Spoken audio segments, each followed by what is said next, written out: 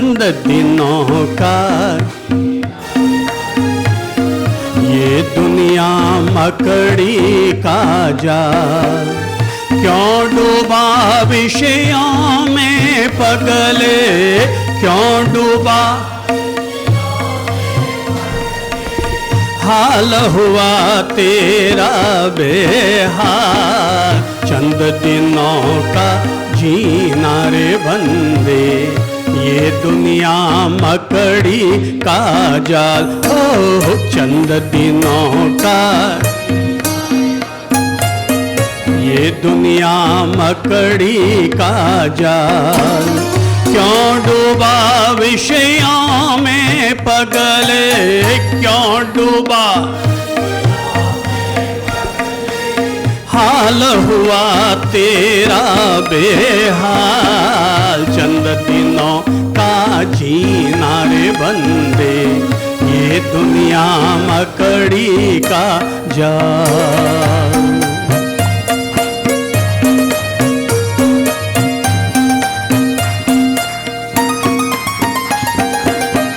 आखिर होगा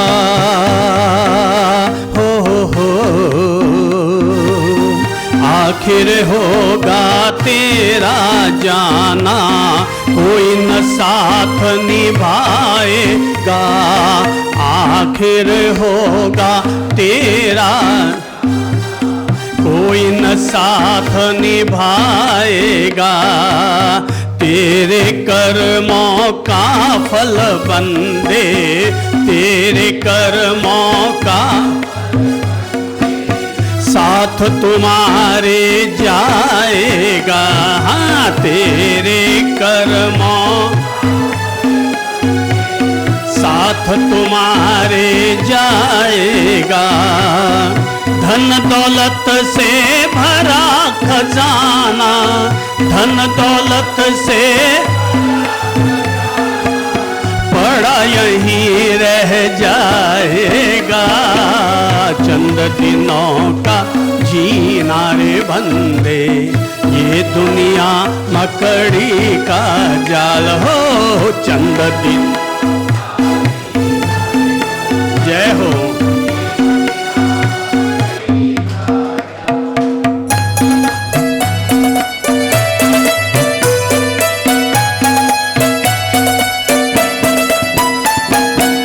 दया धर्म संयम के द्वारा मुक्ति मंजिल पाएगा। दया धर्म मुक्ति मंजिल पाएगा। तेरे त्याग की हो तेरे त्याग की अमर कहानी सारा जमाना गाएगा। तेरे त्याग की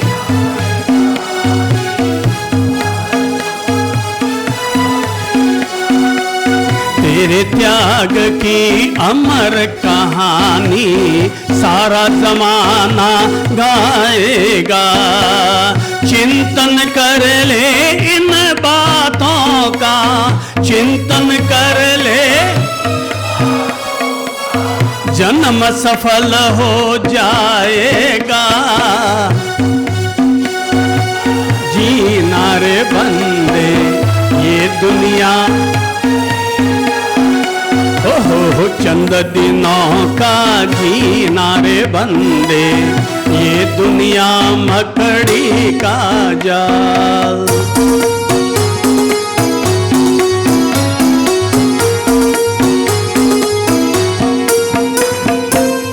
ये तन है हो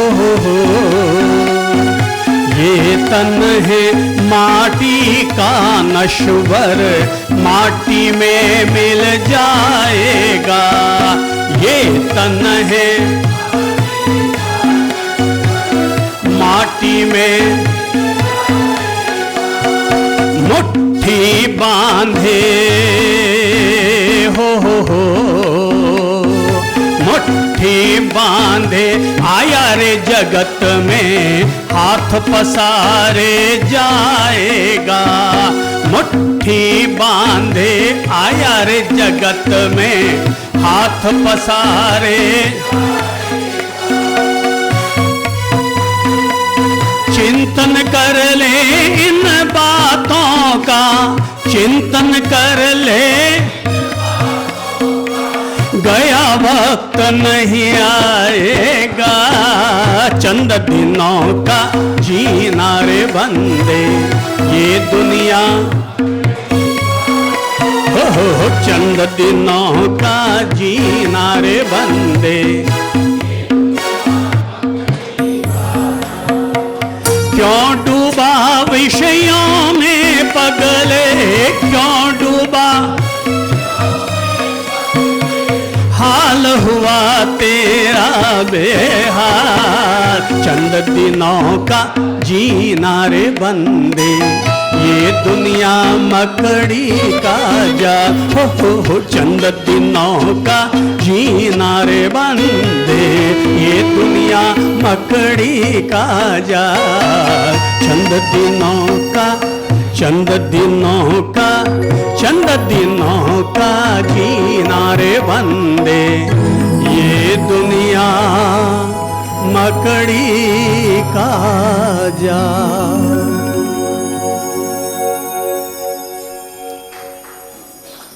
अध्यात्म की दृष्टि से हमें अब 4 कदम आगे बढ़ाने के लिए होगा। आज के दिव्य सत्संग का संदर्भ है अरिहंत बनने के लिए क्या करें। अरिहंत बनना ये समझो कि हम सब लोगों का एक आध्यात्मिक लक्ष्य होना चाहिए। मोक्ष, समाधि और निर्वाण तो हमारे उस लक्ष्य का शुभ फल है, शुभ परिणाम है। हम सभी लोग श्रद्धा पूर्वक प्रतिदिन हर सुबह की शुरुआत एक दिव्य मंत्र के साथ करते हैं और वो दिव्य मंत्र है नमो अरिहंताणम, अर्थात अरिहंतों को हमारे नमस्कार हो। हम लोग अपने दिन की शुरुआत तो अरिहंतों को नमन करने के साथ करते हैं, पर हमारे लिए केवल इतना पर्याप्त नहीं है कि हम अरिहंतों को नमन करें, बल्कि हमारे लिए यह भी अनिवार्य है कि हम स्वयं कैसे अरिहंत बन सके, हम इसका मार्ग अवश्य समझें। महावीर ने कभी नहीं कहा कि तुम मेरे भक्त बनो, महावीर ने हमेशा यह कहा कि तुम अरिहंत बनो। तीर्थंकरों का यह कभी लक्ष्य था ही नहीं कि लोग हमें नमन करें, उनका लक्ष्य था हर व्यक्ति अपने भीतर छिपे हुए तीर्थंकरत्व को जागृत करे। ज्ञानियों ने कहा है कि व्यक्ति की अपनी आत्मा ही उसकी मित्र है और व्यक्ति की अपनी आत्मा ही उसकी शत्रु है। अच्छाई के रास्ते पर, सन्मार्ग पर चलने वाली आत्मा व्यक्ति की मित्र होती है और दुर्मार्ग, गलत रास्ते पर चलने वाली आत्मा ही व्यक्ति की अपनी शत्रु होती है। अगर सन्मार्ग पर चल रही है आत्मा तो उसके लिए स्वर्ग का नंदन वन है, और गलत रास्ते पर चल रही है आत्मा तो उसके लिए पार्थिव शरीर छोड़ने के बाद नरक में बहने वाली वैतरणी नदी है। ज्ञानी कहते हैं कि हजारों हजार योद्धाओं को जीतने की बजाय एक अपने आप को जीतना यह सबसे बड़ी विजय है। दूसरों को अगर जीतोगे तो आज जीतोगे, कल दूसरा बलवान मिल जाएगा, वो तुम्हें जीत लेगा। इसलिए जीत वो नहीं होती जो हम दूसरों को जीतते हैं, असली विजय वो होती है जो हम अपने आप को जीतते हैं। इंसान का अगर कोई सही धर्म होता है तो उसका सही धर्म यही है कि वो अपने भीतर रहने वाली कमियों और कमजोरियों पर विजय प्राप्त करे। और जब तक व्यक्ति अपनी कमियों पर विजय प्राप्त नहीं करता तो व्यक्ति चाहे नमो अरिहंताणम का जाप कर ले, अपनी ओर से प्रार्थना भी क्यों ना कर ले, पर जब तक हम अपनी कमियों को जीतने के प्रति जागरूक नहीं होंगे तब तक सारा धर्म कर्म ऊपर ऊपर होगा, जबकि हमारे जीवन की अच्छाइयों और बुराइयों की जड़ें कहाँ हैं? कहाँ हैं? आपको पता है आपको क्रोध क्यों आता है? इसलिए क्रोध नहीं आता कि सामने वाले ने हमारा अपमान किया, बल्कि क्रोध इसलिए आता है क्योंकि उसकी जड़ें हमारे भीतर व्याप्त हैं। और जब तक हमारे भीतर जहरीली जड़ें हैं तब तक मानकर चलिएगा कि उससे जो शाखाएं निकलेंगी वो भी जहरीली होंगी, जो पत्ते निकलेंगे वो भी जहरीले होंगे, अरे जो फूल खिलेंगे वो भी जहरीले होंगे, और जो फल निकलेगा वो भी जहरीला होगा।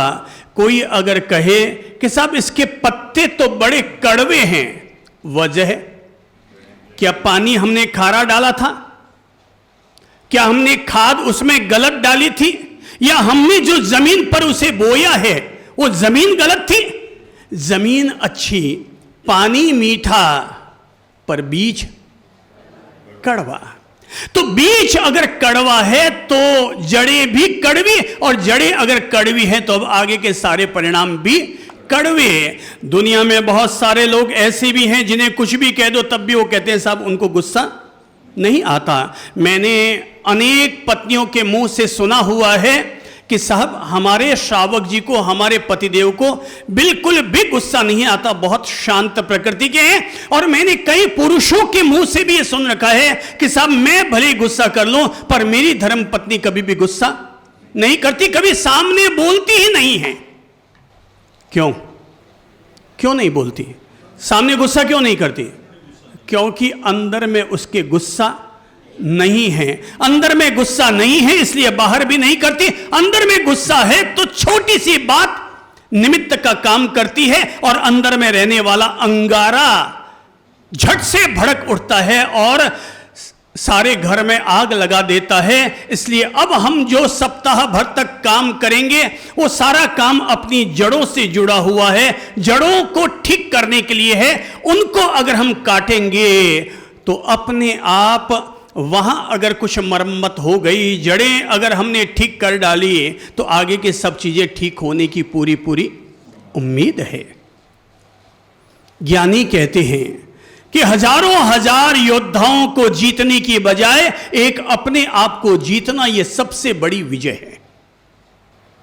कोई दूसरा आकर के हमें अपने नियंत्रण में ले, कोई दूसरा व्यक्ति हमें दमित करे, प्रताड़ित करे, डांटे डपटे और हमें चार गालियां सुनाए, इससे तो बेहतर यही है कि हम खुद अपने आप को अपने अनुशासन में ले आएं।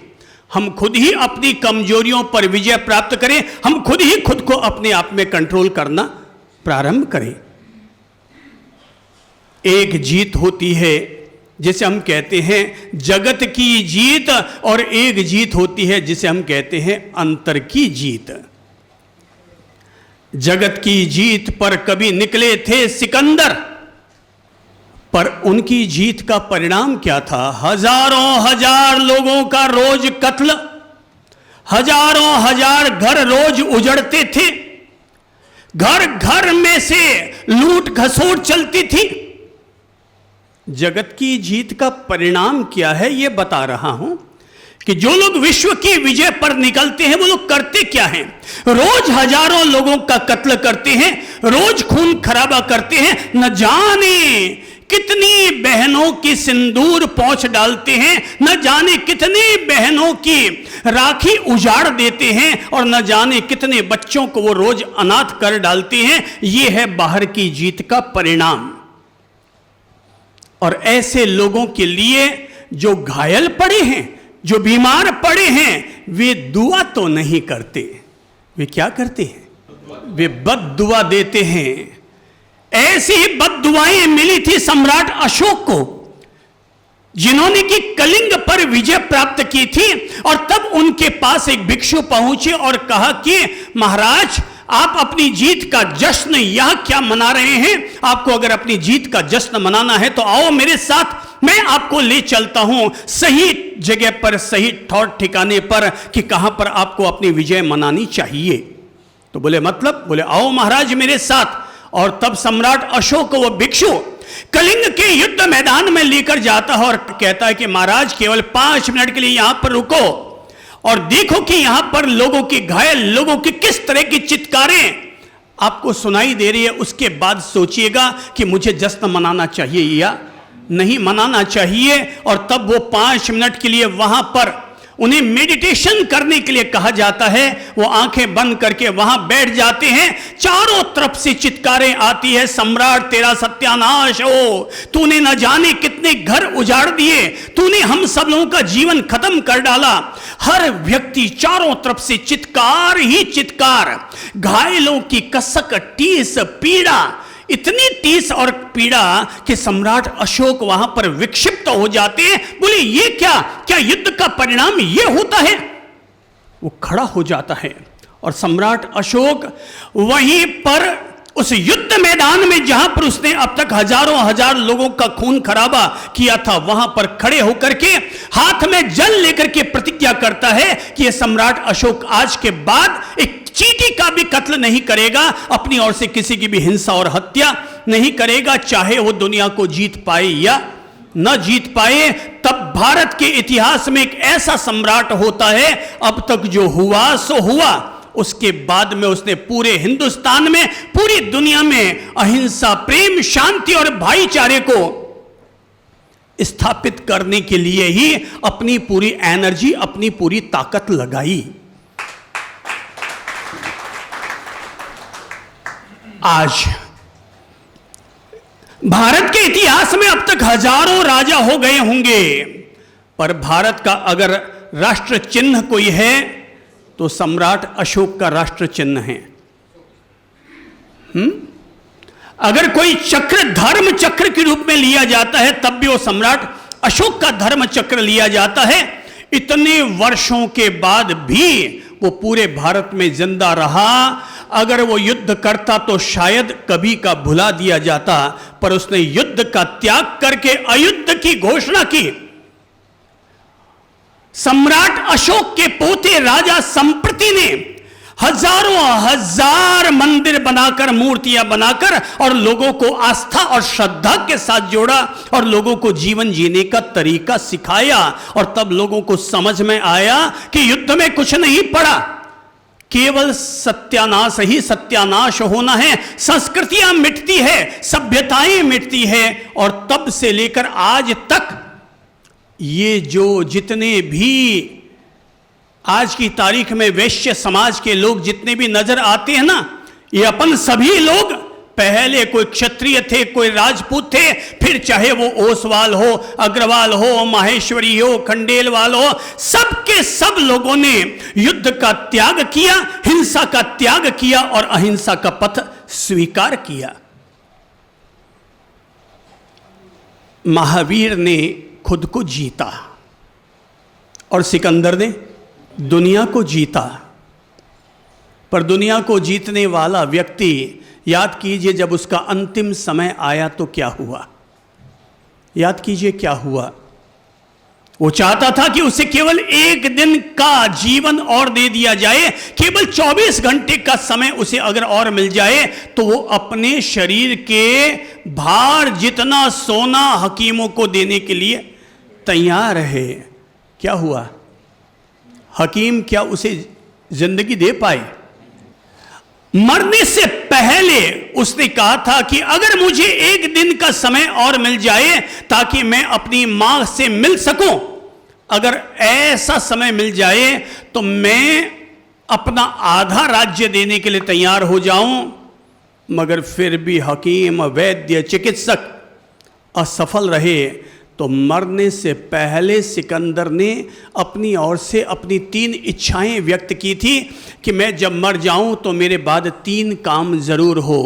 पहला काम, हर व्यक्ति याद कर लीजिएगा, पहला काम तब सिकंदर ने यह कहा था कि जब मैं मर जाऊं तो मेरा जनाजा इन हकीमों के कंधों पर ले जाया जाए ताकि दुनिया को पता चल सके कि दुनिया का कोई भी हकीम, वैद्य और चिकित्सक मौत को नहीं हरा सकते।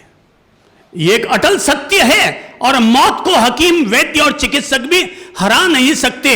और मेरी दूसरी इच्छा है कि मेरा जनाजा जिस रास्ते से निकाला जाए, उस पूरे रास्ते पर मेरे द्वारा कमाई गई दौलत पूरे रास्ते पर बिछाई जाए, ताकि लोगों को फिर यह प्रेरणा मिल सके कि दुनिया की कोई भी दौलत फिर भी मौत को नहीं हरा सकती। और मेरी अंतिम तीसरी इच्छा यह है कि जब मेरा जनाजा निकाला जाए तो मेरे दोनों हाथ बाहर निकाल दिए जाएं, ताकि लोगों को यह एहसास हो सके कि आदमी आता भले ही मुट्ठी बांध कर है, पर जाता तो खाली हाथ ही लौट करके जाता है। और तब वो अपने दोनों हाथ खुले उसके रख करके ले जाया जाता है। पर अपन सब लोगों के लिए प्रेरणा की बात यह है कि एक व्यक्ति बाहर का जीवन जीता है, बाहर का सामान इकट्ठा करता है, बाहर की विजय के लिए रात दिन प्रयास करता है, पर दूसरी तरफ एक और विकल्प है और वो है महावीर का विकल्प। हमारे सामने दो विकल्प हैं, एक और है सिकंदर और दूसरी ओर है महावीर, जिन्होंने इंसान तो छोड़ो, एक चींटी और मकोड़ी को भी मारना पाप समझा। उन्होंने अगर मारा तो अपने भीतर रहने वाली कमियों और कमजोरियों को मारा, उन्होंने अगर मारा तो अपने भीतर रहने वाले शत्रुओं को मारा। और अपने भीतर के शत्रु कौन से? 6 शत्रु हमारे भीतर के, मुख्य तौर पर 6 शत्रु। पहला है राग, सब बोलो, नंबर 1 राग, नंबर 2 द्वेष, सब बोलो, नंबर 2 द्वेष, नंबर 3 क्रोध, बोलो नंबर 3 क्रोध, नंबर 4 मान, नंबर 4 मान, नंबर 5 माया, नंबर 5, नंबर 6 लोभ, नंबर 6 लोभ। 6 प्रकार के भीतर के जो शत्रु हैं, हमारे भीतर रहने वाले मोह, विकार, वासना, जिन्हें इंसान को जीतना होता है। भगवान ने हमें बहुत सारे दिव्य तत्व दिए हैं, प्रेम, करुणा, वात्सल्य, समता, ममता, आनंद भाव, भाईचारा। ये सब तो है जीने के लिए, दुनिया में बांटने के लिए। पर क्रोध, मान, माया, लोभ, राग, द्वेष, ये सब है आत्म विजय के लिए, ये सब है जीतने के लिए। जैसे हाथी पर बैठा हुआ महावत अंकुश के जरिए अपने हाथी को कंट्रोल रखता है, जैसे घोड़े पर सवारी करने वाला आदमी लगाम को अपने नियंत्रण में रखता है, वैसे ही हमें अपने इन 6 शत्रुओं पर नियंत्रण करना सीखना होगा, जीतना सीखना होगा। आत्म विजय के लिए हमें अपने आप को उत्साहित करना होगा। आदमी अगर हारा है तो अपने आप से हारा है। दुनिया को हार चढ़ाता है पर खुद से आदमी हारा हुआ है। तभी तो वो एक पुराने गीत में अपन कहते थे ना कि मैली चादर ओढ़ के कैसे द्वार तुम्हारे आऊं। उसी गीत में एक पंक्ति है, हे हरि हर मैं हार के आया, अब तुमको क्या हार चढ़ाऊं, मैली चादर ओढ़ के कैसे द्वार तुम्हारे आऊं। मैं तो खुद हारा हुआ हूं, अब तुम्हें क्या तो मैं हार चढ़ाऊं। जो खुद ही अपने आप को जीत ना पाया वो दूसरों को कैसे हार चढ़ा पाएगा। कभी तुलसीदास जी ने कहा था कि मौसम कौन कुटिल खलु कामी, अरे जो तनु दियो ताही बिसरायो, ऐसो नमक हरामी, मौसम कौन कुटिल खलु कामी। बहुत सुंदर दिव्य भाव से विनय पत्रिका का ये पहला पद है कि मौसम कौन कुटिल खलु कामी। समर्पण के लिए इससे बेहतरीन और कोई पद नहीं हो सकता, जहां वो कहते हैं मौसम कौन कुटिल खलु कामी। थोड़ा अपने आप पर हाथ रख करके बोलो तो, मौसम कौन कुटिल खलु कामी। हे भगवान, मेरे जैसा कुटिल और कामी तो दुनिया में और कोई दूसरा है ही नहीं। मेरे जैसा कुटिल और कामी तो दूसरा कोई नहीं है। अरे मैंने तो मुर्दे को भी लक्कड़ समझ लिया और उसका सहारा लेकर के अपनी प्रेमिका से मिलने निकल पड़ा। और मैंने था तो अजगर पर रस्सा समझ करके अपनी प्रेमिका के घर पर चढ़ गया, उसके घर पर चला गया। इसलिए वो कहते हैं मौसम कौन कुटिल खलु कामी। अरे जो तनु दियो, जो तनु दियो, तनु यानी शरीर, तन दिया है, जो तनु दियो, जिसने मुझे शरीर दिया, ताही बिसरायो, मैंने उसे भी भुला दिया है। जो तनु दियो ताही बिसरायो, ऐसो नमक हरामी, मौसम कौन कुटिल खलु कामी। हम तो भगवान नमक हरामी लोग हैं। विनम्रता देखिए, समर्पण देखिए। मैंने तो अपने जीवन में जब जब मौका लगा इस पंक्तियों को बहुत प्यार से गुनगुनाया है और अपने जीवन के साथ इन पंक्तियों को ढाला है। और लगता है भाई हम तो सब नमक हरामी हैं। हे भगवान, हमसे तो वे कुत्ते कहीं ज़्यादा अच्छे हैं जो मालिक की रोटी खाते और मालिक की हाजिरी बजाते हैं, और हम ऐसे नमक हरामी जो रोटी तो मालिक की खाते हैं और हाजिरी घरवाली की बजाते हैं। हम हाजिरी किसकी बजा रहे हैं? घरवाली की समझ लो, घरवाली की बजा रहे हैं। और रोटी किसकी खा रहे हैं? मालिक की रोटी खा रहे हैं। समर्पण, विनम्रता। मैं तो एक बात के लिए प्रेरित करता हूं, और वो बात ये है, मेरा संदेश है आप सब लोगों को कि मेरे भाई बहनों, आज अपन लोग खुद को अरिहंत बनाने की तरफ 4 कदम 2 कदम आज हम थोड़े से आगे बढ़ा रहे हैं, और देख रहे हैं क्या हम अपने आप को थोड़ा जीत सकते हैं। हर आदमी, जब भी पूछता हूं क्रोध कितने को आता है, सारे के सारे यूं हाथ खड़ा कर देते हैं। अरे यार, सारे के सारे अपन हारे हुए हैं, कोई भी नहीं जीत पाए अपने आप को। सब पढ़े लिखे, जीवन भर के अनुभव बटोरे, शिक्षा फेल हो गई, अनुभव फेल हो गए, जीवन में लगने वाली ठोकरें फेल हो गई, मगर फिर भी हम हमारी कमियों और कमजोरियों को नहीं जीत पाए। हर आदमी हारा हुआ है। किससे? लुगाई से नहीं, अपने आप से हारा हुआ है। हर आदमी हारा हुआ है, अपने धनी से नहीं। किससे? खुद से आदमी हारा हुआ है। इसलिए चैलेंज है एक आदमी के लिए कि तुम जीतो। ऐसा नहीं है कि कोई दूसरा व्यक्ति अभी अगर गुस्सा कर रहा है, तीसरा व्यक्ति अगर जवाब नहीं दे रहा, तो इसका मतलब ये नहीं कि वो जवाब देना नहीं जानता। इसका मतलब ये है कि वो अपने आप को जीतना जानता है, इसलिए वो वातावरण को नेगेटिव नहीं कर रहा। जवाब तो देना जानता है, पर वो अपने आप को कंट्रोल कंट्रोल कंट्रोल कर रहा है। यही तो आत्म विजय की तरफ हमारा बढ़ा हुआ सार्थक कदम है। आज हम लेते हैं 2 शत्रु, पहला है राग और दूसरा है द्वेष। इन 2 शत्रुओं को समझते हैं और इन 2 शत्रुओं को हम कैसे कंट्रोल कर सकते हैं, कैसे इनसे हम ऊपर उठ सकते हैं, आज हम ये समझेंगे। कौन से 2 शत्रु? दोबारा बोल लीजिए, फिर तीसरी बार बोलिए, क्योंकि अभी तक तो हमें याद भी नहीं कि हमारे शत्रु कौन से हैं। इसलिए मैं पहले तो ये याद दिलाना चाहूंगा कि सबसे पहले तो ये याद करो कि हमारे मूल शत्रु कौन से हैं। लगता तो है कि हम में कोई राग द्वेष तो नहीं है, पर सारे लोगों में सब चिपके हैं राग और द्वेष से। कभी राग और कभी द्वेष, कभी द्वेष और कभी राग। पति पत्नी में जब तक शादी नहीं होती है ना, तब तक पता है 3 महीने तक क्या चलता है? क्या चलता है? राग चलता है कि द्वेष चलता है? राग। ऐसा राग चलता है, पता नहीं, मैं अभी तक ये नहीं समझ पाया कि दुनिया में भगवान ने स्त्री और पुरुष को तो बनाया, पर इंसान के भीतर ऐसा कौन सा कमजोर मन दे दिया कि जिसके चलते आदमी अपनी लुगाई के पीछे इतना पागल हो जाता है, इतना पागल हो जाता है, इतना पागल हो जाता है कि उस लड़की से शादी करने के लिए अगर माँ बाप राजी न हो, अनुमति न मिले, तो वो घर से भी भाग करके शादी कर लेता है।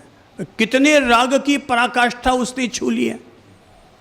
मतलब माँ बाप जिन्होंने 22 साल तक पाला पोसा, 25 साल तक पाला पोसा बड़ा किया, हमारे लिए 1000 तरह की कुर्बानियां दिए, पर पता नहीं हमारे मन के राग द्वेष के क्या, मोह के कौन से तंतु जागृत होते हैं कि आदमी 3 महीने में वो प्रेम ऐसा परवान चढ़ जाता है कि आदमी अपने माँ बाप के 25 साल की तपस्या को डस्टबिन में फेंक देता है। ये क्या है? अरे भाई, स्त्री होती है, पुरुष होता है, पर किसी भी स्त्री या पुरुष के प्रति इतना भी क्या पागलपन। मतलब इसका मतलब ये हुआ हम सब लोग भोगी आत्माएं पैदा हुए हैं, और अगर हम सब लोग इतनी भोगी आत्माएं हैं तो फिर तो जानवर में, ढांडों में और अपन लोगों में कोई फर्क ही नहीं रहा है। सारा विवेक खत्म, सारी मर्यादाएं खत्म, सारी बुद्धि खत्म। और शादी होने तक तो बावड़ा बनता है आदमी, रात को 2-2 बजे तक बातें करता है, वही सूझता और वही सूझती है।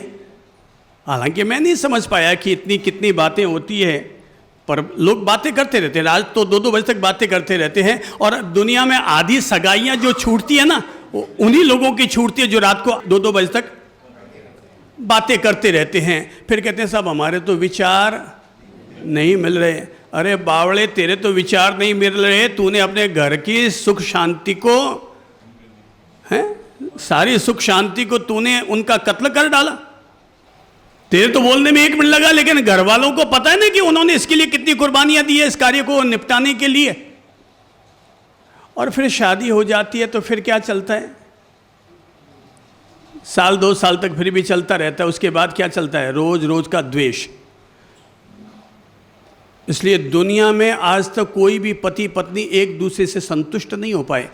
कुछ ना कुछ उनमें घोचाबाजी चलती रहती है। वो उसके लिए वो ऐसा बोलता है, वो ऐसा बोलता है, मतलब उनमें किंतु परंतु, परंतु किंतु, कुछ ना कुछ उनमें चलता ही रहता है। इसलिए आदमी को पूछ लो कि भाई साहब, लोग कहते हैं कि भाई 7 जन्म तक साथ रहेगा, तो भाई तो झट से पति के मुंह से निकल जाता है भाई और 7वां जन्म ही है मारो तो 7वां जन्म ही है। मतलब लड्डू ना खाओ तो भी पछताए और खाओ तो भी पछताए। नहीं खाए तब तो बावड़ा हो रहा था, और लड्डू खाने को मिले और मिले, और जब खाने को मिले बोले यार हूँ कठे माथो घालियो, एडो तो कहीं मिलियो कौन जिक्र वास्ते में तो माथो घालियो। क्यों अपने आप को हम इतना उलझाते हैं? सहज जीवन क्यों ना जिए हम? राग द्वेष में हम उलझ करके अपने पूरे जीवन को खराब तो करते ही हैं, दुखी तो करते ही हैं, तनाव में तो डालते ही हैं, और अपना आने वाला जन्म जन्मांतर भी हम लगातार अपना बिगाड़ते और बिगाड़ते ही चले जाते हैं। मुक्त होना है ये तो भाव किसी में आता ही नहीं है। मतलब कभी तो जब ये सुनता हूं कि साहब वो आदमी 70 साल का हो गया और बोले कि साहब अभी दूसरी शादी करने की सोच रहे हैं, तीसरी शादी करने की सोच रहे हैं। अरे बावड़ा, 50 साल तक भोग उपभोग करके भी तू तृप्त ना हो पाया तो आने वाले और 10 साल तक भोग उपभोग करके तू कौन सा मुक्त हो जाएगा? जीवन से कुछ सीख लो कि मैंने अब तक जो किया उससे मुझे क्या मिला और क्या मिल रहा है। चिंतन करोगे ना तो पता चलेगा मिलता जुलता कुछ नहीं है। मैं कह रहा हूँ सारी माताएं बहनें मेरी अपनी माताएं बहनें हैं, सारे भाई पुरुष मेरे अपने भाई और पिता के समान हैं। लेकिन हम जीवन की सही समझ प्राप्त करते हुए अगर हमने गृहस्थाश्रम में भी प्रवेश किया है तो 25 साल की उम्र में प्रवेश किया तो 50 साल की उम्र में गृहस्थाश्रम से बाहर निकलो, और 50 साल की उम्र हो गई, भोग लिया भाई, भोग उपभोग कितना करेंगे? 25 साल तक कर लिया, कोई अंतिम सांस तक यही काम थोड़ी है। 50 साल तक हमने एक पीरियड हमने इसका पूरा कर लिया। 50 कर लो, 60 कर लो, 60 के बाद में तो अब घर में तो हैं, पर अब घर में स्त्री और पुरुष की तरह नहीं, पति और पत्नी की तरह नहीं। अब हम एक जीवन साथी के रूप में अब हम एक दूसरे के सुख दुख में सहयोगी बनकर और अब हम अपना स्वयं का आत्मकल्याण कैसे कर सकें, अब हम इसके लिए समर्पण करेंगे। अब 60 साल की उम्र के बाद में हर पति पत्नी को प्रोत्साहन दे, हर पत्नी पति को प्रोत्साहन दे कि अब बचा हुआ शेष जीवन अपन अपनी भलाई के लिए, कल्याण के लिए कितना अधिक से अधिक हम इसमें लगा सकते हैं, उसके लिए प्रेरित करें, उत्साहित करें, एक दूसरे को कंधे से कंधा मिलाकर। पति अगर आलस खाता है, जैसे मान लीजिए कि आप सुबह 1 घंटा प्रार्थना और सामायिक के लिए बैठे और पति आलस खा रहा है, तो पति को प्रेरणा दो ना, क्यों आलस खाते हो, आ जाओ मेरे साथ आ जाओ। अब अपन लोगों का एक ही काम है, गृहस्थाश्रम जी लिया, अब हम अपने आत्म कल्याण के लिए वानप्रस्थी की तरफ बढ़ रहे हैं। अब हम हमारा भला कैसे कर सके, वो हमें अब अगले जन्म की भी तैयारी कर लेनी चाहिए, नहीं तो जीवड़ा धीरे धीरे गेड़िया आ जाएगा हाथ में, फिर कुछ होने जाने वाला नहीं है। फिर मुंह से कभी तो राल टपकेगी और कभी सुसु धोती में निकल जाएगी और कभी कुछ हो जाएगा। दिनों दिन हमारी इंद्रियां कमजोर होती जाएंगी, मन हमारा केवल भड़ासे मारता रहेगा और हमारे शरीर में ताकत भी न बच पाएगी। तब मरते मरते तो जीवड़ा याद करता है, हे भगवान मैं थोड़ा थना याद कर ले तो, हे भगवान मैं थोड़ा धर्म कर्म कर ले तो, अब रो तो प्रायश्चित करे तो जीवते थकी तू थारो भलो कर ले तो, भाई जीवते थकी तू थारो भलो कर ले तो, पर जीवते थके तो मारी दुकान है, मारी फैक्ट्री, अरे जीवड़ा तू 80 साल हो गया कहीं दुकान गोता खा रही है, घर सु दुकान सु घर, फिर तो वो अपने सब लोगों की हालत कैसी हो गई, घर से घाट और घाट से घर। अब वो कौन होता है, धोबी का ...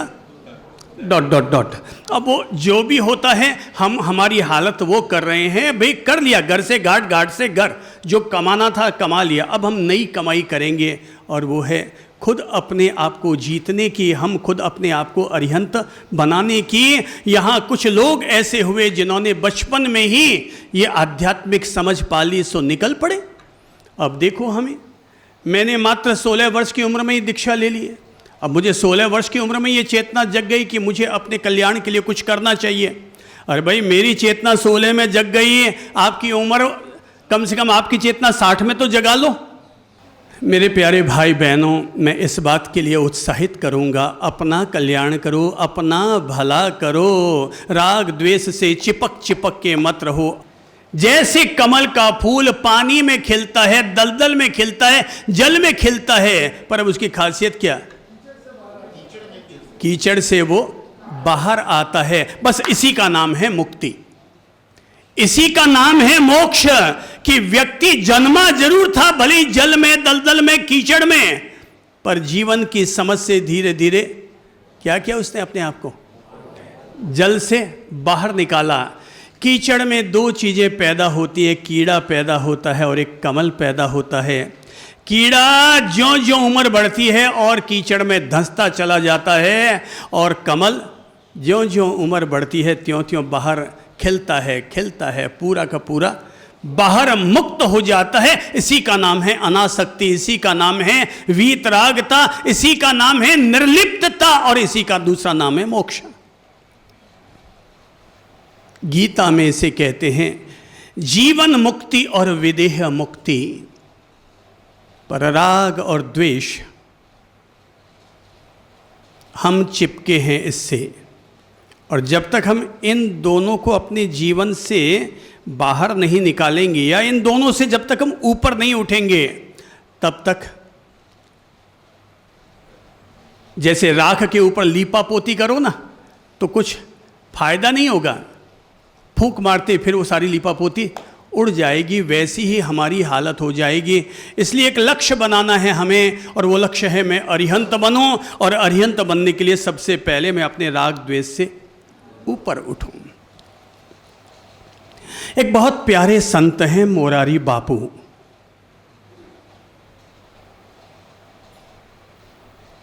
मेरे दिल में उनके लिए प्यार है, सम्मान है, अच्छे संत हैं।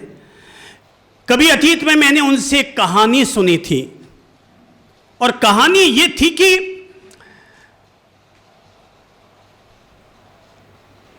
एक महाशय ने अपने खेत में कुआं खुदवाया और कुएं में भरपूर पानी निकला, और जब कुआं बंद करके तैयार होकर आ गया तो उसकी इच्छा हुई, उस खेत के मालिक की, किसान की इच्छा हुई कि मैं अपने खेतों में इसका पानी डालूं या ऐसा कुछ करूं या अपने घर तक ये पानी ले जाऊं। उससे पहले मेरी इच्छा है कोई संत महात्मा के हाथों से इसका उद्घाटन करवा दूं। तो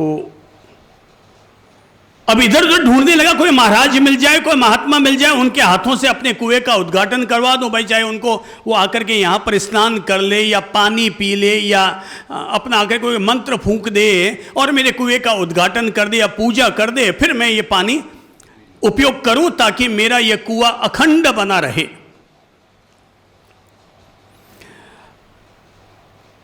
लगभग 8-10 दिन के बाद में गांव में एक महात्मा जी आए, बड़े ज्ञानी संत थे, बड़े शांत प्रकृति के थे और बड़ा अपना निर्मल संदेश उपदेश दे करके और फिर आगे जाने वाले थे कि किसान को पता चला, खेत के मालिक को, वो महाराज के पास गया। बोले बाप जी एक विनती है। बोले बोलो भाई क्या विनती है? बोले बाप जी हमारी एक विनती है कि मैं चाहता हूँ कि मेरे आप खेत में चलें और मेरे कुएं का उद्घाटन कर दीजिए।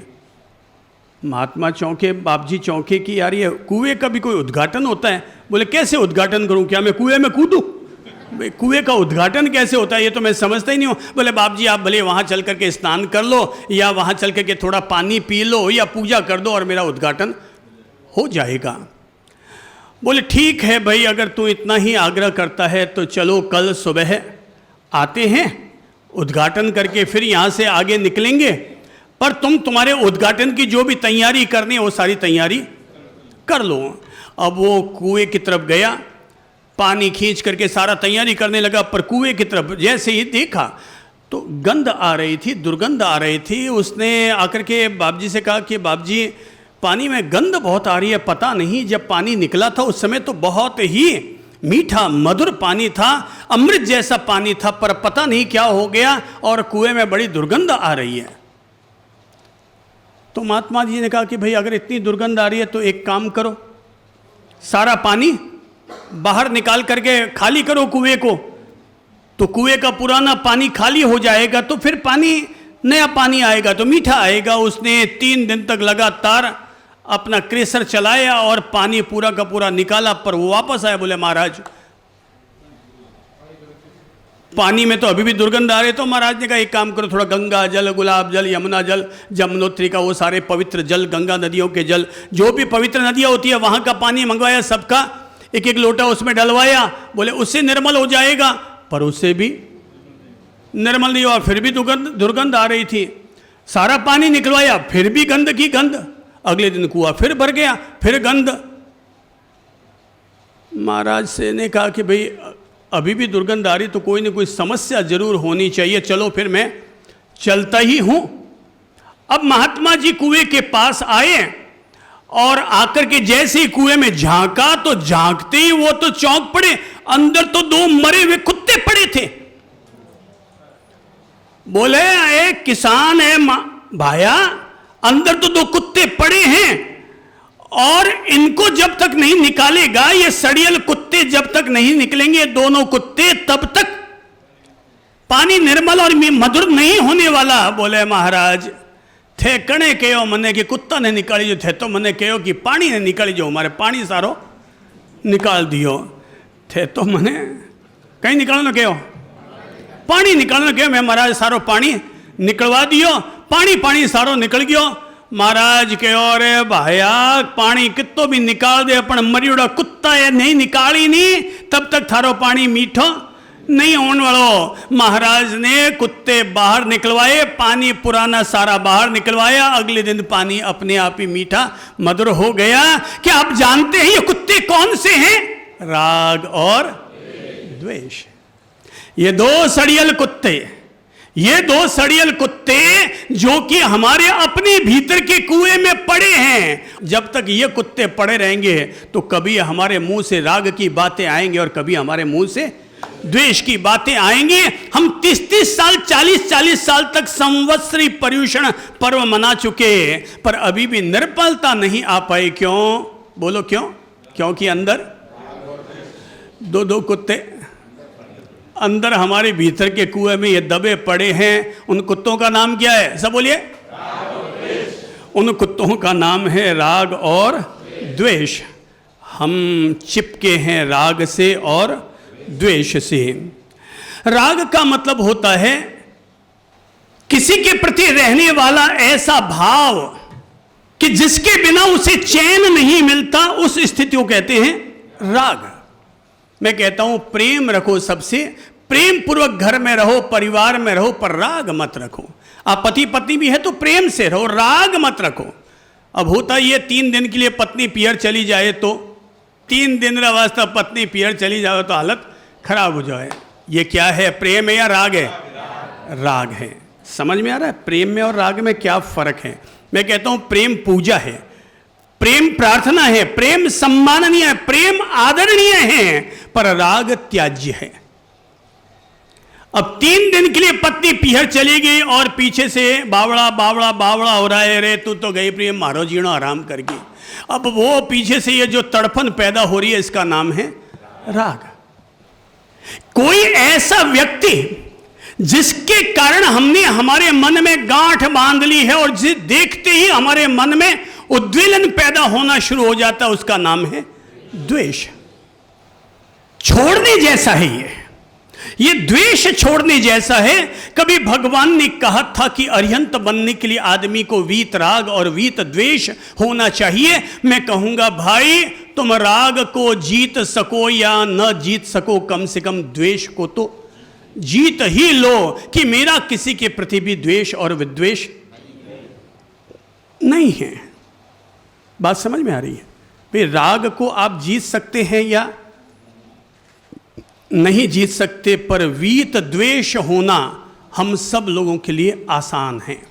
मैंने भी जब दीक्षा ली थी तो धर्म को समझा, धर्म के मर्म को समझा, मोक्ष को समझा, उसके मार्ग को समझा, और तब मुझे पता चला कि इस मार्ग पर चलने वाले व्यक्ति को वीत राग, वीत मोह, वीत द्वेष होना जरूरी है। मैंने वीत रागता को भी समझा, अपने मन को भी समझा, वीत मोह को समझा, अपनी स्वयं की स्थिति को समझा। तो मैंने पहली अपने लिए सीढ़ी बनाई, और सीढ़ी ये बनाई कि मैं वीत राग बन पाऊं कि ना बन पाऊं, पर वीत द्वेष तो अनिवार्य रूप से बन जाऊंगा, क्योंकि वीत द्वेष होने में कहीं कोई तरह का जोर नहीं लगता। केवल अपनी मेंटेलिटी को पॉजिटिव पॉजिटिव पॉजिटिव बनाने की जरूरत होती है सबके प्रति। हाँ, मैंने अपने सन्यास काल में, मुझे अभी तक दीक्षा लिए हुए लगभग 42 वर्ष हो चुके हैं, और इन 42 वर्षों में मैंने जिन जिन धर्मों को जिया है, मैंने जिन जिन धर्मों को 100% पालन करने का प्रयास किया है, उनमें से एक धर्म ये है कि मैंने हमेशा अपने आप को वीत द्वेष बनाए हुए रखा है। मेरा किसी से भी द्वेष में नहीं रखता, और अगर मुझे पता चल जाए कि अमुक व्यक्ति मुझसे द्वेष रखता है तो मैं बिना संकोच के उसके पास जाता हूं और कहता हूं, भाई साहब प्रणाम, मैंने सुना है आपके मन में मेरे लिए कुछ अन्यथा भाव है, आप मुझे आराम से कह सकते हैं और मैं आपके सामने उसका समाधान कर देता हूं। कृपा करके मैं भी आपके प्रति कोई तरह का द्वेष भाव नहीं रखता, और आप भी अपने मन में मेरे प्रति कोई द्वेष का भाव न रखें। खामे में सव्व जीवे सव्वे जीवा खमंतु में मित्ति में सव्व भुवेसु वैरम मध्यम नकेणयी। बहुत दिव्य लाइनें हैं ये तीर्थंकर की। इसका मतलब होता है खामे में सव्व जीवे, अर्थात मैं सभी जीवों से क्षमा मांगता हूँ। खामे में सव्व जीवे, सभी जीवों से क्षमा मांगता हूं। खामे में सव्व जीवे सव्वे जीवा खमंतु में। दूसरी लाइन क्या है? सव्वे जीवा खमंतु में, सव्वे जीवा खमंतु में। हो सके तो मुझसे दोनों लाइनें लिखवा लेना, रोज शाम को सोने से पहले बोला करो। और वो लाइनें हैं, सव्वे जीवा खमंतु में, सभी जीव मुझे क्षमा करें। क्या है? सभी जीव मुझे क्षमा करें। तो लाइन क्या है? मैं सभी जीवों से क्षमा मांगता हूं और सभी जीव मुझे भी क्षमा करें। मिट्टी में सव्व भुवेसु। तीसरी लाइन बोलिए, मिट्टी में सव्व भुवेसु। वापस बोलिए, मिट्टी में सब्व भूवेषु, मिट्टी में मेरा सभी प्राणियों से मैत्री भाव है, मेरा सभी प्राणियों से मैत्री भाव है। वेरम मध्यम नकेणयि, चौथी लाइन है, वेरम मध्यम नकेणयि। वापस बोलिए, वेरम मध्यम नकेणयि, अर्थात मेरा किसी से भी कोई वैर विरोध नहीं है। कितनी निर्मल पंक्तियां हैं व्यक्ति को राग द्वेष से बाहर निकालने के लिए कि मेरा किसी से भी कोई वैर विरोध नहीं है। हम लोग राग द्वेष कैसे पाल लेते हैं? खाना खाने बैठते हैं तो खाने के प्रति भी राग द्वेष, और तो साग नहीं भावे, मम्मी कितनी बार मना किया ये मत बनाया कर, ये तो फूटी कौड़ी नहीं सुहाता है। अब हमने क्या किया? भोजन के प्रति भी द्वेष का भाव पनपा लिया। कितना अच्छा हो हम खाना खाने बैठे, शांति मौन पूर्वक बैठे, घर वालों ने, माता पिता या अभिभावकों ने, जिसने भी जो कमाया और जो बनाकर लेकर आए हैं, आज उन्होंने अपनी ओर से जो भी भोजन बनाया है उसे प्रभु का प्रसाद मानो और बड़े प्रेम पूर्वक उसे ग्रहण करो। न राग है न द्वेष है। भोजन हो रहा है, अब भोजन के प्रति राग भी मिट गया और द्वेष भी मिट गया। अगर हम केवल मन इतना सा तैयार कर लें कि भोजन जो बनेगा, घर वाले जो भोजन बनाएंगे, सभी भोजन का स्वाद होता है भाई। ककड़ी का अपना स्वाद है, लौकी का अपना स्वाद है, भिंडी का अपना स्वाद है, तुरई का अपना स्वाद है। ठीक है, आपको भिंडी ज़्यादा भाती है तो जिस दिन भिंडी बने उस दिन आधा फुल्का एक्स्ट्रा खा लेना, पर जिस दिन लौकी बनी है तो ये नहीं, उससे भी प्रेम से रोटी खाओ। अब मैं जो फिलॉसॉफी अपनाता हूँ, आप भी अपनाना चाहें तो अपना लें। तो मेरी फिलॉसॉफी है, मैं रोज़ 2 फुलके खाता हूँ, ठीक है, 2.25 भी नहीं लेता, 2 फुल्का मेरा नियम है। मैं मेरा 2 फुल्का खाता हूँ। और 2 फुल्का खाने का तरीका क्या? पहला फुल्का एक सब्जी से, अब वो जो भी है, जैसी भी है, फीकी है तो फीकी, कड़वी है तो कड़वी, कसैली है तो कसैली, वो पूरा का पूरा एक फुल्का उसी से ही खाऊंगा नहीं बल्कि उसका आनंद लूंगा। अब फिर एक फुल्का मुझे और खाना है तो अक्सर ऐसा ही होता है कि जब भी आहारचर्या करते हैं तो 2 लगावण तो कम से कम होते ही हैं। तो दूसरा फुल्का क्या करता हूं, उस दूसरे वाले लगावण से, ऐसा नहीं कि पहले वाला ज़्यादा स्वादिष्ट था तो अब उसी से दूसरा फुल्का खाऊं। क्या करूंगा? अब एक फुल्के में उससे मुझे जो तृप्ति मिलनी थी मैंने ले ली, उसका जो आनंद लेना था ले लिया, अब दूसरे का आनंद लेंगे। अब दूसरा फुल्का क्या करूँगा? अब दूसरा, चाहे वो दाल है या सब्जी है या कड़ी है, वो जो भी है, दूसरा फुल्का उसके साथ लेंगे। दोनों का स्वाद मिला, दोनों का आनंद मिला। पर भोजन के किसी भी चीज़ के प्रति यूँ नहीं होना चाहिए, और कहीं बना दियो, ऐसा करके हमने क्या क्या किया? अन्न का अपमान किया, भोजन का अपमान किया, जिसने हमारे लिए मेहनत की उसका अपमान किया। वो दादाजी को खाना परोसा गया था, फुल्का थोड़ा कड़क था, चीड़ा था, तो बेटे ने जैसे लगा यार पापा से फुल्का टूट नहीं रहा है, तो उसको बड़ा बुरा लगा कि यार मेरी पत्नी मेरे पापा को इस तरह का खाना परोसती है, इतना कड़क फुल्का बना करके। तो जैसे ही उसने आवाज़ दी विमला, और ससुर जी ने कहा, यानी पापा जी का, कुछ नहीं बोलते हैं, बोले पापा जी आपका फुल्का ऐसा है। बेटा तू नहीं समझे, फुल्का जो भी नहीं मारे कहीं फ़र्क पड़ी, दाल में भिजो दे फुल्को नरम हो जाए बेटा, मारे कहीं फ़र्क पड़े। बाप बेचारी सुबह से मेहनत करी है, थने कहीं ठा सुबह से कितनी मेहनत कर रही है, तू तो 9 बजे उठ रहा है, बापड़ी 5 बजे से उठने लगे, अब कोई फल को कड़क बन गया तो बन गया, मेरा मारे कहीं फर्क पड़ी, दाल में भिजोए और फल को नरम हुई। बेटे को जिंदगी भर के लिए आज जीने की कला मिल गई कि अगर कोई कड़क चीज भी मिल जाए तब भी उसके लिए प्रतिक्रिया और प्रतिशोध मत लाओ, अपने मन में उग्रता मत लाओ। दाल में भिगोई और फल को नरम हुई, छाछ में भिगो दो, दही में भिगो दो, दाल में भिगो दो, फल को हो नरम। क्यों झकाड़ करो, क्यों घर में राग द्वेष पाड़ो रे जीवों। तो भोजन को शांतिपूर्वक प्रसाद मान कर लो। अगर आप रोजाना भगवान का प्रसाद मानकर भोजन लोगे ना, हर दिन भोजन आपको आनंद देगा। भोजन आपको खुशी देना चाहिए, न कि मन में आक्रोश पैदा करने वाला हो। उस भोजन को करते समय हमारे भीतर में खुशी, प्रसन्नता, प्रमोद भाव रहना चाहिए, न कि उसको देख करके नाक भौं सिकोड़े। भोजन को देखो, आज भोजन आया है, हाथ जोड़ो, एक मुस्कान लो और श्री प्रभु शरणम और भोजन ग्रहण करना शुरू कर दो। वाकई आपको जायका आएगा, मज़ा आएगा। कभी अगर नमक भूल भी जाए ना अगली डालना, तो भगवान महावीर ने तो एक महान तपस्या कही है जिसका नाम है आयम्बिल तप। महीने में एक बार सबको ये तप कर ही लेना चाहिए।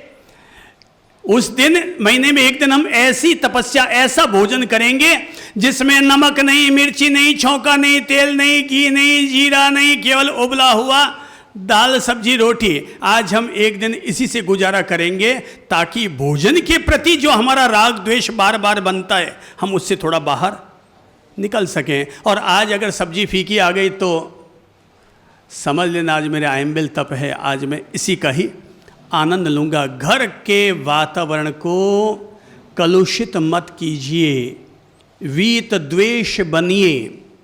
कपड़े पहनो तो कपड़े के प्रति ये ज़्यादा बन ठन के रहने की जो आदत पड़ गई है ना, दिन में 3 ड्रेसें बदलना। शादियों में क्यों ऐसा ही होता है ना, शादियों में सुबह नाश्ता करने जाएंगे तब अलग साड़ी, दोपहर में अलग, शाम को अलग, और नाइट वाले संगीत में जाएंगे तो अलग। इन माताओं और बहनों ने बेचारे पुरुषों की ऐसी हालत कर रखी है कि बेचारों को रोजाना 12-12, 13-13 घंटे तो मेहनत करनी पड़ती है। और मेहनत नहीं करेंगे तो आपके लिए 4-4, एक दिन की 4-4 साड़ियाँ अलग अलग स्टाइल के फिर लाएंगे कहाँ से? बोले लाड करना है तो बोले पैसा कमाना पड़ेगा, पैसा कमाना है तो गधा खाटनी करनी पड़ेगी। तो क्यों कपड़ों से इतना मोह रखते हो भाई? क्यों इतने कपड़ों से मोह रखते हो? मतलब इतने ये हम लोग पता है किन चीज़ों से मोह करें? निर्जीव चीज़ों से।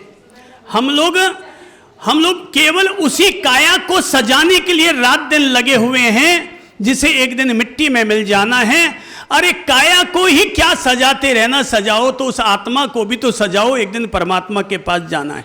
मैं कहता हूं काया का मूल्य है, काया का सम्मान करो, पर दिन भर कहीं लिपस्टिक माते लिपस्टिक लगा बोग रहे, पेपर सोप रखे, कड़ी सामने जाना, फिर एक साबुन लगाया, फिर मुंडो देव, फिर बाबा बाईसा सामने आ गया।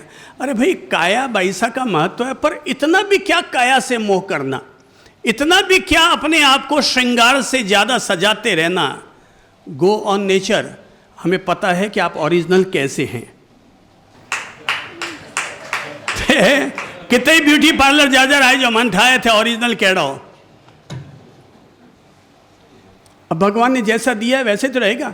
ठीक है, ब्याह शादी के फंक्शन में आज थोड़ा सा बन ठन के चली गई, वापस घर में आकर के जैसे अपना मुंह धोगे फिर वापस तो वो का वो ही तो आएगा। मुझे लगता है क्यों अपन लोग कपड़े लत्तों से इतना मोह बांध रहे हैं, इतनी राग भावना बांध रहे हैं, चिपक रहे हैं हम लोग। पता है ना, ये लोग जो इतना ज़्यादा कपड़ों से मोह रखते हैं ना, वो मरने के बाद क्या होंगे बताइए तो? क्या क्या बोल दो। वो कहते हैं मरने के बाद राख हो जाएंगे, एक ने कहा मरने के बाद दीमक बनेंगे, एक ने कहा सांप बनेंगे।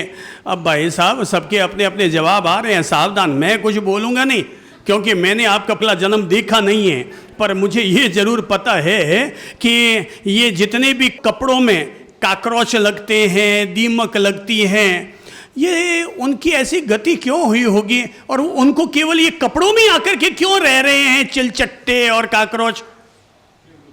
एक बार अपना जाति स्मरण ज्ञान प्राप्त करो और अपना पूर्व जन्म देखो तो पता चलेगा मैं कपड़ों के प्रति इतना चिपका था। सो वापस भगवान ने मुझे यहीं पर ही चेप दिया।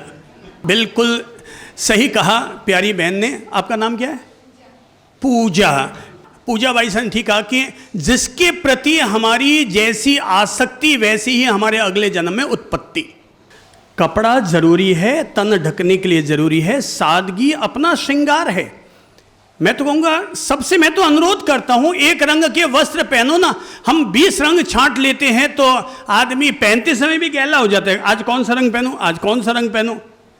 जैसे उदाहरण के तौर पर, भाई साहब आप खड़े होइए तो, हाँ आपके वाइट शर्ट पहना हुआ है, मान लीजिए आपको कल भी वाइट शर्ट पहना था, आज भी वाइट शर्ट पहनना और कल भी वाइट शर्ट पहनना होगा, अब आपको छांटना पड़ेगा क्या? क्यों? वाइट ही है, अब एक ही तो कलर पहनना है, कई बिरमन छांटना है, सब सारा शर्ट एक जैसा ही है। तो फिर क्या हो रहा है, हम लोगों ने ये रंगों से मोह माया बांध करके, राग द्वेष बांध करके, ये भेड़ा ये भेड़ा ये भेड़ा, बिना काम की अलमारियां भर रखी है, 30-30 साल पुरानी साड़ियां पड़ी है, 20-20 साल पुराने कपड़े पहने हैं। हटाओ ना यार सारा पुराना पंपाड़ा, कौन इनको, कोई पहनने वाले कपड़े तो रहे नहीं है, वो सब उनके फैशन वगैरह डिजाइन विजाइन सब क्या हो गया, आउट ऑफ डेट हो गया। सबको निकालो, सारा परिकर निकाल के बाहर निकालो है, टनाटन। महीने के 30 दिन 30 साड़ियां खरीद लो, बाकी सारा परिकर छोड़ो। रोज पहनो ना नया एक ड्रेस, रोज एक की नई, रोज के रोज एक नई ड्रेस। अब एक महीने में 30 दिन हो गए, इससे ज़्यादा तो भगवान ने दिन बनाए नहीं है, और रोज आपको एक नया कपड़ा पहनने की, नई ड्रेस पहनने की छूट। अरे अगर कोई महिला ये भी नियम बना लेना कि मैं महीने में 30 दिन और 30 ड्रेस रखूंगी, तो समझ लो उसकी आत्मा का उद्धार हो गया। एक साथ 3-3 अलमारियों का परिकर घर से बाहर निकलेगा और सबके घरों से निकलेगा। मैं कहता हूं टनाटन रहो, 10,000 की साड़ी पहना ना, वो देखो नीलम जाने, अब देखो यूं टनाटन पहने, मैं रोज ही ऐसे पहना करो, सारे लोग इतने टनाटन रहा करो, सब लोग इतने टनाटन रहा करो। पर आउट ऑफ डेट वाली चीजें सब बाहर निकालो, और हर 1 जनवरी को अपने पति के पास चले जाओ, 2-51,000 रुपया, और जैसी पसंद आए वैसी नई नई साड़ियाँ खरीद के ले आओ, और पुरानी साड़ियाँ निकालो, और अपने यहाँ जो काम वाली बाइयाँ आती हैं उनको सबको दे दो। बेचारी बाइयाँ इतनी राजी हो जाएगी, भगवान करे एड़ी सेठानी भगवान सबने दे। परिग्रह हड़का, राग द्वेष खत्म, आसक्तियां खत्म, तो कपड़े पहनो। पर ये ज़्यादा जो निर्जीव चीज़ों से हमने जो मोह माया पाल ली है ना, वस्तुएं इस्तेमाल करने के लिए होती है, वस्तुएं भेड़ी करने के लिए नहीं होती है, इकट्ठी करने के लिए नहीं होती है। मकान बनाते हैं, मैं कहता हूँ मकान में रहो भाई, मकान को थोड़ा सुंदर भी बनाओ, अच्छा भी बनाओ। अब गुरूर कर रहे हैं। एक भाई साहब आए, बोले बाप जी हमारे घरे आ लो। बोले क्यों?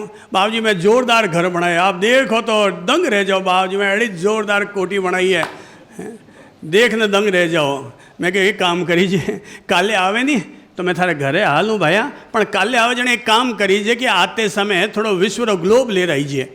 वो अगले दिन ले रहे, बाप जी आप कहो मैं विश्व ग्लोब खरीद ले आया हूँ। ओलो बाप जी विश्व ग्लोब, मैं क्यों बता इरे माने इंडिया कठे, अब विश्व ग्लोब रे माने बोले बाप जी आ रही इंडिया। मैं क्या बता इरे मैंने राजस्थान कठे है बाप जी, अब आप केड़ा केड़ा काम बोलो मैंने, ये मैं राजस्थान कठे है। बोले बाप जी सुई लगा बताया अठे बोला। मैं क्या बता ये मैं आप जोधपुर कठे, बोले क्या जोधपुर जोधपुर। अरे मैं क्या बताइए मैं गोपी कृष्ण विहार कठे। अब वो क्या बाप जी हमें आप विश्व ग्लोब रे माने गोपी कृष्ण विहार ने ढूंढ रहे हो। मैं क्या बता थारो घर कठे है बाप जी, है बाप जी। तो भाया इतनी मोटी दुनिया में आप घरों कोई ठाई को नहीं है, और अपन लोग फालतू में ही इतना गुरूर कर रहे हैं, मारो घर मारो घर मारो घर, कहीं को नहीं है मारा वारा मारा थारा। ये सब रहने के स्थान हैं। भगवान ने, प्रकृति ने, हमारे कर्मों ने हमें यहाँ पर अवतार दिया है। अपन यहाँ कुछ वर्ष रहेंगे, मुसाफिर की तरह आए हैं, खुद भी खुश रहेंगे और अपनी ओर से 150 लोगों को खुशियाँ बांट करके, और फिर मुसाफिर आगे बढ़ जाएगा अपनी नई यात्रा के लिए। क्यों अपन फालतू कभी ज़मीन से जोड़कर, कभी धन से जोड़कर, कभी कपड़ों से जोड़कर, कभी खाने पीने से जोड़कर, क्यों फालतू राग द्वेष पालें? तो रोज़ाना सुबह उठकर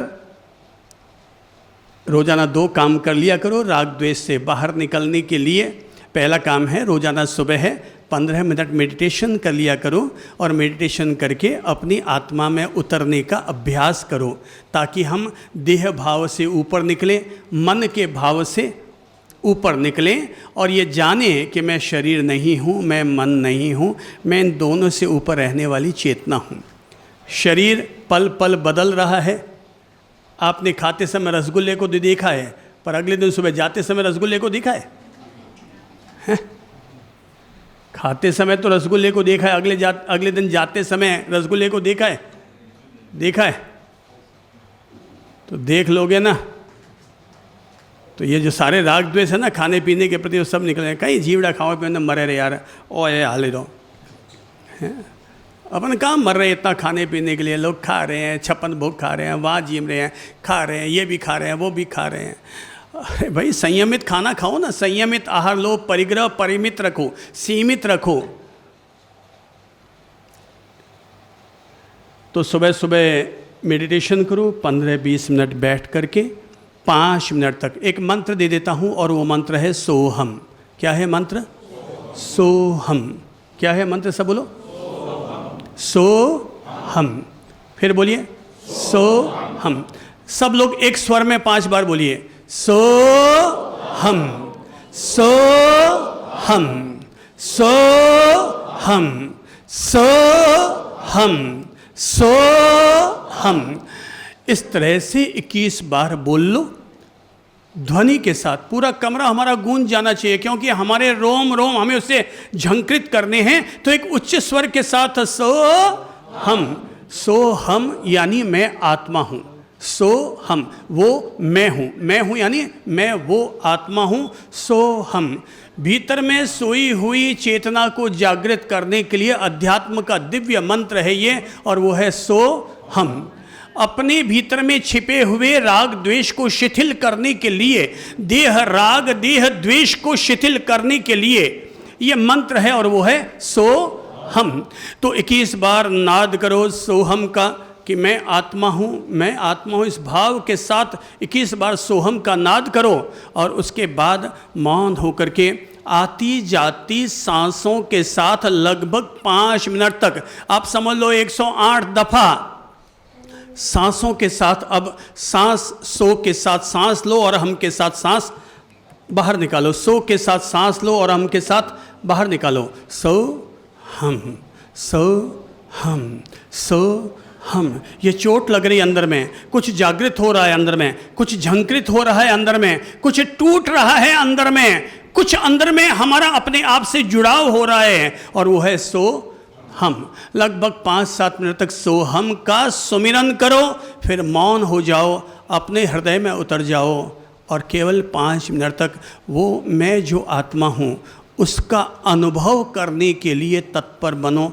अब हम कर रहे हैं मेडिटेशन। हृदय प्रदेश पर उतर करके मैं आत्मा हूँ, इस भाव को गहरे से गहरा करते हुए हम 5-7 मिनट तक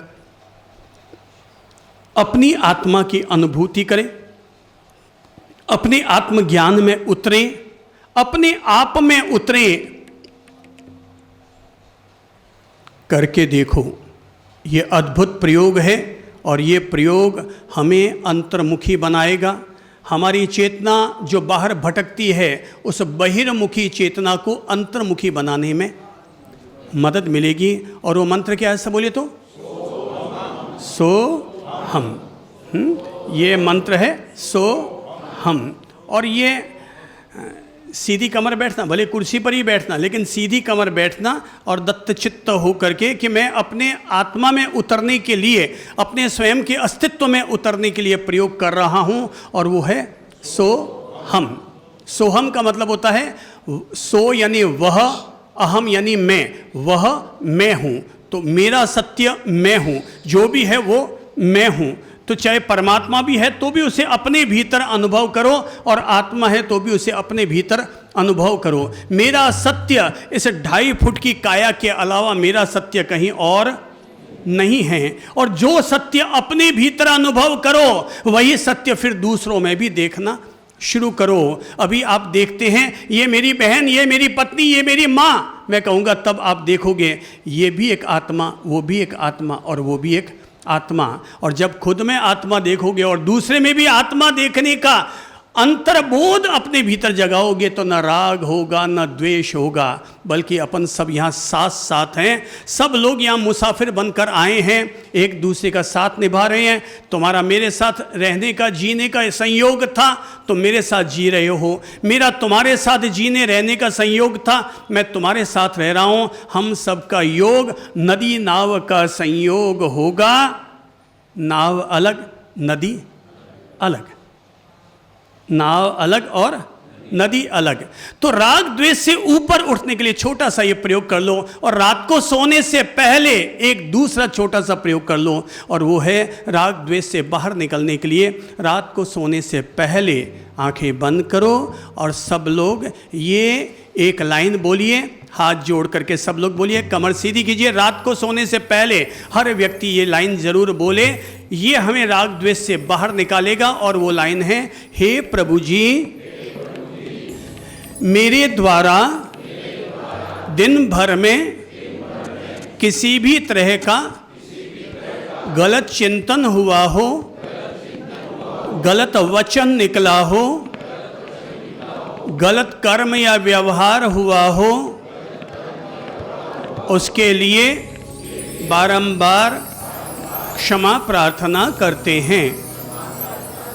इस तरह की ये पंक्ति बोलने के बाद 1 मिनट और लगाइएगा और दिन भर में जो कुछ हुआ है उस पर एक नज़र डालिएगा और देखिएगा कि हाँ याद आ गया, वो मुझसे एक छोटी सी गलती हो गई है। अब फिर उस व्यक्ति को, उस क्रिया को, उस घटना को याद करके और उसको फोकस में लेकर के उससे फिर क्षमा मांग लीजिएगा। और अगर बड़ी गलती हो गई हो तो रात को सोने के लिए बाद में जाइएगा, पहले उनके पास जाकर, और अगर वो वहाँ ना हो तो फ़ोन लगाकर और उनसे कहिएगा, दीदी या भाई साहब मुझसे आज ये गलती हो गई, मैं सॉरी कह रहा हूँ या सॉरी कह रही हूँ। वो कहती है भाई रात को 11 बजे तूने किया, सुबह ही कर लेती है।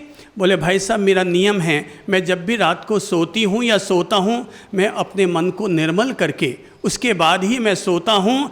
मैं भीतर के सभी प्रकार के राग द्वेष से मुक्त होकर के अपने शयनासन पर जाता हूँ। आप ये प्रयोग करके देखें, ये रोज़ किया करो, ये रोज़ किया करो। हम तो ये जो क्षमापना का पाठ है, हम इसे बोलते हैं प्रतिक्रमण। पूरा 1.25 घंटे का ये हम लोग धर्म आराधना करने के लिए प्रतिदिन शाम को जब बैठते हैं तो पूरा 1.25 घंटे तक धर्म आराधना करने के साथ हम ये पाठ बोलते हैं। मैं कहता हूँ ये छोटा प्रतिक्रमण है, ये छोटा क्षमापना का पाठ है। और वो क्या है? मेरे द्वारा किसी भी प्रकार का क्या हुआ? देखो पाप कहाँ से हो रहे हैं, राग द्वेष कहाँ से होते हैं? या तो दिमाग से या वाणी से और या फिर व्यवहार से। तो गलत चिंतन हुआ हो, गलत वचन निकला हो या गलत कार्य या व्यवहार हुआ हो, तो क्षमापना करके सोने की आदत डालें। आप जीवन में तनाव मुक्त रहेंगे, किसी के साथ हमारा वैर विरोध नहीं रहेगा, हम सबके प्रति प्रेम पूर्ण रहेंगे। अंतिम सार इतना सा है, खुद भी खुश रहो और अपनी ओर से दूसरों को भी खुशियाँ बांटते रहो और किसी भी प्रकार के राग द्वेष में मत उलझो। हमने अब तक केवल depression, migraine, heart problem, kidney problem, liver problem की बीमारियों के बारे में तो सुना है, इनकी दवाइयाँ भी खूब ढूंढी है, पर आज हमने जिस बीमारी का इलाज ढूंढा है वो है राग द्वेष वाली बीमारी। हमने एक समाधान ढूंढा, ऐसा समाधान जो हमें आत्म विजय की तरफ ले जाता है, जो हमें अरिहंत बनाने की तरफ ले जाता है। चलो सब लोग 2 लाइनें गा लेते हैं। चंद दिनों का जीना रे बंदे, ये दुनिया मकड़ी का जाल हो। चंद दिनों का जीना रे बंदे, ये दुनिया मकड़ी का जाल। क्यों डूबा विषयों में पगले, क्यों डूबा हाल हुआ तेरा बेहाल। चंद दिनों का जीना रे बंदे, ये दुनिया मकड़ी का जाल। चंद दिनों का जीना रे बंदे, ये दुनिया मकड़ी का। श्री प्रभु शरण।